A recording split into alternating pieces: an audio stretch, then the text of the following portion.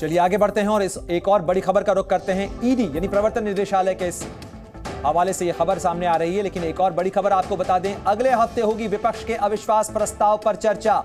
इस वक्त की सबसे बड़ी खबर आपको बता रहे हैं, विपक्ष के अविश्वास प्रस्ताव पर चर्चा के लिए तारीख तय हो गई है और अगले हफ्ते यह चर्चा हो सकती है। अविश्वास प्रस्ताव का जो नोटिस दिया गया था कांग्रेस सांसद गौरव गोगोई की तरफ से सदन की बैठक शुरू होने के बाद आज 12 बजे के बाद इसके ऊपर उन्होंने प्रस्ताव सदन में रखा। लोकसभा स्पीकर ने इस पर हेड काउंट करवाया, यानी कितने लोग इसके समर्थन में हैं, और उस संख्या बल को देखने के बाद इस प्रस्ताव को स्वीकार किया। साथ ही सूत्रों के हवाले से अभी जानकारी निकल के सामने आ रही है कि यह चर्चा अगले हफ्ते होगी। तो अगले हफ्ते विपक्ष की तरफ से, इंडिया गठबंधन की तरफ से पेश किए गए अविश्वास प्रस्ताव पर चर्चा होगी और यह चर्चा जब होगी तो इस चर्चा में जवाब प्रधानमंत्री की तरफ से आएगा। अविश्वास प्रस्ताव का जवाब अमूमन सरकार के खिलाफ जब भी अविश्वास प्रस्ताव आता है तो प्रधानमंत्री की तरफ से दिया जाता है।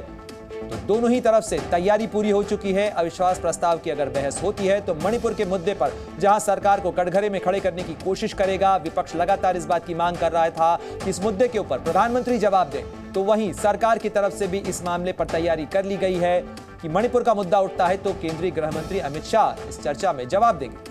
अध्यक्ष महोदय, मैं निम्नलिखित प्रस्ताव के लिए सदन की अनुमति चाहता हूं। ये सभा मंत्रिपरिषद में विश्वास का अभाव प्रकट करती है।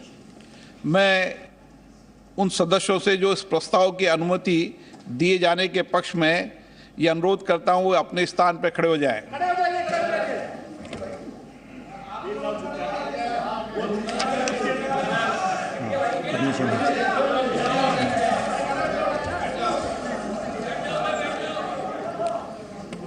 इस प्रस्ताव की अनुमति दी जाती है।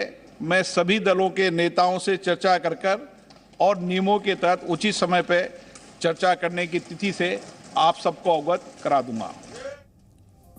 और अब आपको सीधे संसद लिए चलते हैं। मेरे दोनों सहयोगी लगातार हमारे तमाम अपडेट जो हैं वो दे रहे हैं। रविंद्र, जिस तरीके से स्पीकर ने यह तय कर दिया कि सदन के नेताओं के साथ चर्चा करने के बाद तारीख तय होगी, लेकिन अब यह खबर सामने आ रही है कि अगले हफ्ते चर्चा संभव है, यानी तत्काल प्रभाव से इस पर चर्चा नहीं होगी। समय दोनों खेमों को बराबर का मिल गया है।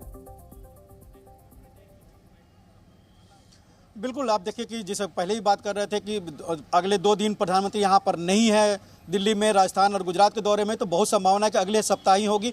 और जाहिर सी बात है, अपोजिशन का पहला जो प्रमुख जो दबाव था कि अविश्वास प्रस्ताव लाया जाए और उसे स्वीकार कराया जाए, वो उनका मकसद पूरा हो गया। लेकिन एक मकसद जो है अपोजिशन का, वो संसद पर अभी आने वाले समय में जो कार्रवाई है उस पर भारी पड़ेगा, क्योंकि विपक्ष चाहता है कि मणिपुर पर चर्चा हो जिसका जवाब प्रधानमंत्री दे। और इसी कारण से आप देखिए कि लगातार हंगामा हो रहा है और सरकार बार बार कहेगी, सरकार अभी भी कह रही है कि हम चर्चा के लिए तैयार है, लेकिन ऑपोजिशन कहेगा मणिपुर पर चर्चा प्रधानमंत्री जवाब दे, अविश्वास प्रस्ताव अलग है। तो कहीं ना कहीं हंगामा अगले, जब तक अविश्वास प्रस्ताव पर चर्चा नहीं हो रही है तब तक ये हंगामा शायद दोनों सदनों में आपको सुनाई दे, इसकी गूंज। एक बात और है प्रणय, कि जिस तरह से ऑपोजिशन ने ये डिमांड रखी है और बीआरएस ने अलग से रखा है। बीआरएस से हमने बात की, उनके सांसद से, उन्होंने कहा कि हमारा अविश्वास प्रस्ताव अलग है। हमने पूछा क्या आप, अगर एक प्रस्ताव स्वीकार किया जाता है गौरव गोगोई INDIA का, क्या उसका समर्थन करेंगे? बोले कि पार्टी का बात नहीं, हम नरेंद्र मोदी सरकार के खिलाफ वोट करेंगे। तो यानी बीआरएस भी इस वोट में शामिल होगी ऑपोजिशन के साथ, ये लगभग तय हो गया है।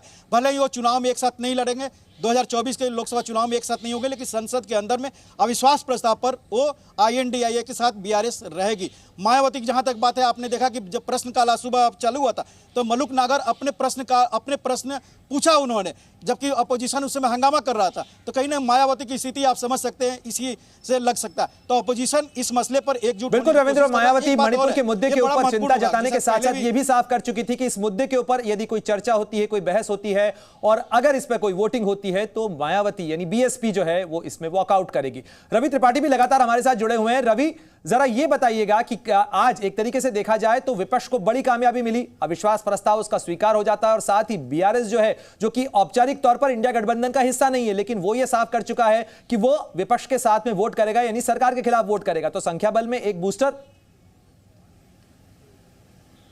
हाँ बिल्कुल बिल्कुल, देखिए विपक्ष के एक कदम आगे बढ़ा, एक मुद्दों के आधार पर भी कहा जाए विपक्ष आगे बढ़ा क्योंकि अविश्वास प्रस्ताव को स्वीकार किया गया, और एक कदम और आगे बढ़ा क्योंकि एक दल का समर्थन उसको साथ मिला।